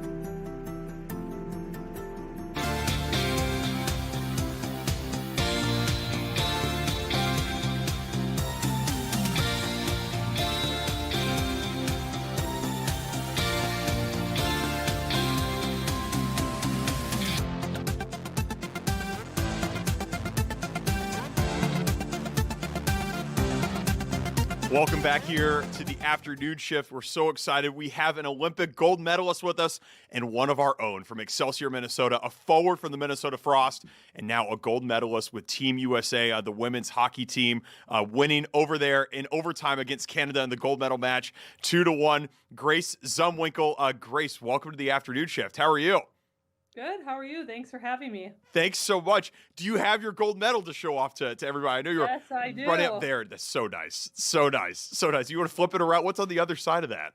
Let's see The here. front side's just like the rings, and then the back side has the logo and just some minor details So that cool. they've included. I like the minor details to actually specify what sport it was and everything too. That's really a cool thing. Our producer Paul Milgate, he really wanted to know, and I'm curious too. What was the best thing you ate over in Italy? Let's put the hockey aside. Just in terms of dining, how was that Olympic Village experience? Yeah, it was super special. I'm sure you're well familiar with the name Taylor Heisey, but it was like back in college bunking it up in the dorm rooms together. But I think my favorite food had to be this cinnamon churro that I got at this stand. But I mean, the pizza and the pasta is unforgettable as well. I'm sure the pizza and the pasta. I want to know though, what's it like when you're there? So I was very fortunate back in 2008 to fly over and cover the Beijing Olympics, the Summer Games in 2008. And on the flight over, we flew over with some of the Olympians. I was on the same flight as the gymnasts, and they had people hovering over them at every single meal that they had, making sure they were getting all the different things and making sure that it was all like that we're eating the exact right food. My question to you is, you're in Italy, one of the best places for food in the entire world. How much control are they watching every calorie as you guys get ready for the game? No, it's not that strict watching every single calorie, but I mean, there is some self-autonomy on what you're picking, but it's kind of like a college dining room in the sense of like you have various options. You had the same few options consistently, and then there was a little bit of variety. So you got to pick and choose, but I think towards the end, a lot of people were comfortable eating out as well. I'm guessing you're burning plenty of calories. You can have as much pasta as you like, really. Yeah, and I think their pasta is actually what they say is it's healthier for you over there than it is here. But I mean, it was very good. Let's get into the hockey here. What was it like to play in that gold medal match? Obviously, very dramatic. An overtime win over Canada. Obviously, your arch rivals. The only two nations that have ever won the gold medal in women's hockey have been the USA and Canada. What was that experience like, being out on the ice there? Yeah, I mean, we've played Canada a handful of times leading up to that gold medal game, and they always give us such a great game, and it's always back and forth. And I think when the game was, we were down 1-0 for most of the game, and then you look at the clock and there's only 5 minutes left, and you're like, oh gosh, like we really got to get one in. And I think there was never, the coolest part about our group was there was never an ounce of doubt that we were going to score to tie it up. And then overtime, it's 3-on-3, so the ice is wide open and it's anyone's game at that point. But I mean, huge shout out to Megan Keller for that awesome goal. Yeah, no doubt. I'm curious to know, 2022, you faced off against Canada. Was that also Beijing, Winter Games in Beijing? Yeah, yep. And that one you took the silver medal, which is still an incredible achievement to take out a silver medal.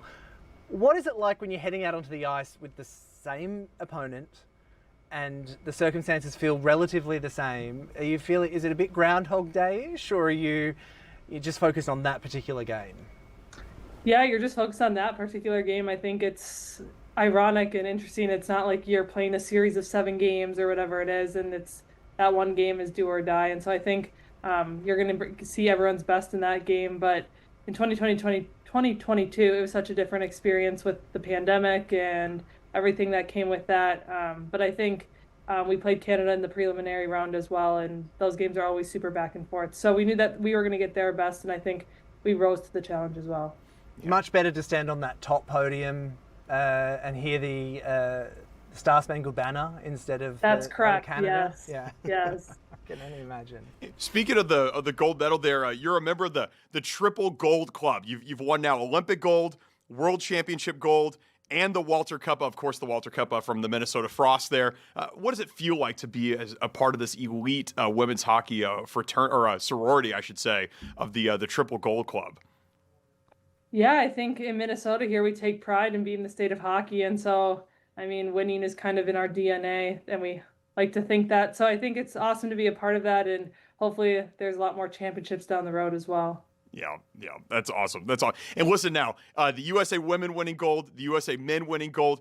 This is not America's sport. This is really Canada's sport, but it's obviously been dominated too by different European teams. But to have an American sweep in the Olympics, both the women and the men winning golds, what does that say about the state of hockey right now in the United States? I mean, this is now the capital of hockey, at least for the next 4 years. Yeah.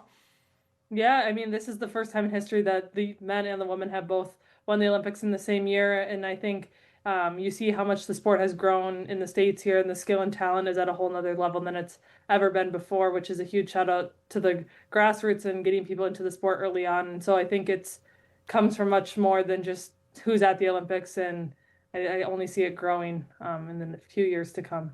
Yeah. Can you talk about, you mentioned the word grassroots there. Can you talk about your experience growing up and playing hockey here in the state of Minnesota and what's it like to, this is the state of hockey here, to get from that level of peewee and everything. We got some great pictures there from the Frost to get to there, to now play professionally in the state, to now represent your country and your state on the biggest stage at the Olympics. Yeah, it's ironic, but I actually got into hockey because of a kindergarten class crush. He had brought a flyer to school and I wanted to do everything that he did. But in Minnesota, it's very ironic where most people's parents have played hockey of some sort of caliber. And that was not the case for me. My dad was a football player and my mom played tennis. So hockey was not really in the lineage, but me and my sisters all kind of started around the same time. And it's something we've been super passionate about and something that my family bonds over still to this day. And did he go on to become a professional hockey player or just you? No, he didn't. Do you know what he does now? He works in consulting. We actually had a few classes together in college. But my parents will still remind him that he was the one that got me into it. Best crush ever in the end. That's led to right. Olympic gold. Yeah. That's amazing. That's a great story, and I'm sure it's really fun for you to share that too. We just saw some pictures of you with the Minnesota Frost raising the Walter Cup there. Can you talk about what it's like to play for the Minnesota Frost? The PWHL, it's just growing in popularity right now, just eclipsed over 1 million fans. What's it like to not only play for the Frost, but also to be a part of this new professional women's hockey league that's really just in its early stages, but has already done so much? Yeah, it's been crazy to see the growth that they've had in just 2 seasons. I mean, we're in the 3rd season now, but I mean, the league is definitely gaining so much traction. And I think seeing the 2 historic runs that we have had, it's always been a bit of a story of adversity and overcoming. And you look at both the last 2 years and we were kind of out of the playoffs, barely looking in, and you just have to pull it together at the right time. And that's something that our group has done past 2 years. But I think playing for the Minnesota Frost, growing up playing college hockey here in Minnesota as well, we take so much pride in the product that we're putting on the ice. And obviously we have some of the best hockey fans in the North America. And so makes it that much easier coming and playing in those games when you have awesome fans like we do. Yeah, how's the playoff push coming for the Frost? I know you all have a big game on Sunday in Toronto. How's the team looking as we kind of get into the nitty-gritty of the season? Yeah, we're standing in a good spot right now. If you look at the standings, it's all very tight from a points plus or minus a couple. So every point's important at the end of the day, and so that's something that we're focusing on every single game, is just trying to take points away at the end. What's the coolest thing that you've done with your gold medal since you got back stateside? Is there any interesting people that you've met because of the gold medal? What's been going on? We got honored at the Timberwolves game a few nights ago, and then we had a dinner at Billy's Sushi. He rolled out the red carpet for us. It's one of our favorite restaurants. I've never even tried some of these foods before, but that was quite an experience. And I think we have a few more events coming up in the Twin Cities, which will be super awesome. That's so cool. That's so cool. To call yourself a gold medalist forever, it just must be amazing. What was it like, by the way, this past Saturday to watch Saturday Night Live? A couple of your teammates were up there with Connor Story. A couple of the men's players there were there too. What was that like? Yeah, when I first saw it, I was like, wow, their acting skills have really improved. But yeah, they kicked it out of the park. So it was super cool to see them and getting the spotlight that they both deserve. Yeah, so cool. So cool. Grace Zumwinkle, have you brought the gold medal back to Excelsior, maybe to your high school or whatnot? I have not yet, but that will be on my agenda of things to do to come. Yeah, and you're very busy, obviously, with the complete Frost schedule there and trying to work all of that in while also being on this emotional high of winning the gold medal and coming back from Italy and everything. It just must be such a cool position that you're in right now. Yeah, it's been awesome. So we appreciate all of the support. I was going to say, when you come back to Excelsior, we're not far, so feel free to swing by with the gold medal. Hop in, bring as many of the team as you want. We want to be the official show of the Frost. We want to we're going to be your champions as you go on to win out. I'll make sure to stop by. Yeah, I look forward to it. That would be great. we would very much appreciate. We've never had an Olympian, much less an Olympic gold medalist here in studio with us, so we would really appreciate that, Grace. And thank you so much for your time here, and good luck on Sunday in Toronto with the Frost, and we'll be keeping track of your progress, and we look forward to hopefully meeting you here soon in person. Awesome. Thank you so much for having me. Thanks, Grace. Thank you. Thanks. We have just a couple minutes left in today's show, and it's just been an absolutely jam-packed show. We started with previewing the World Baseball Classic. That's going to be a huge initiative here on Fox. A reminder that Team USA is playing tomorrow night, 7 o'clock Central, against Brazil, right here on Fox 9. You can see Byron Buxton, Twins outfielder, among other American players, Clayton Kershaw, Freddie Freeman, all lacing it up for Team USA. And then Paul, a record guest length time, 70 minutes with Professor Andrew Latham. Yeah, and before we get to that, speaking of also on Fox 9 Plus, the Frost, 11 a.m. on Sunday, I believe. At Toronto. At Toronto on Fox 9 Plus. So, Fox 9 have you covered. We've got a minute and a bit left of the show. Like you said, Andrew Latham on for 70 minutes. It has to be a guest. Maybe he needs to get a special credit on this particular show for that, because that was quite an effort from him. Yeah, and I'll say this much too. I think we were live either here on set and in the booth and with Andrew Latham for about 40 minutes straight without commercial break. We really do appreciate everybody tuning in and watching us today. We hope that you were able to get something from all those live events you heard, from the White House with President Trump to U.S. Central Command with Admiral Cooper and Defense Secretary Pete Hegseth as well. It really has been a jam-packed show, and it's been an honor to bring it to you all today. We will be back here tomorrow. The Fox 9 News at 5 o'clock is going to start right after this Fox News cut-in. That'll start right at the top of the hour at 5 o'clock. And the lights come on and they come off. That probably means it's time for me to get out of here. So let's say goodbye. On behalf of the entire afternoon shift team and everybody here at Fox 9, I'm Adam Lorenz. The Fox 9 News at 5 o'clock is going to start very soon, and we'll see you back here tomorrow. It's Friday, March 6th. Take care, everybody.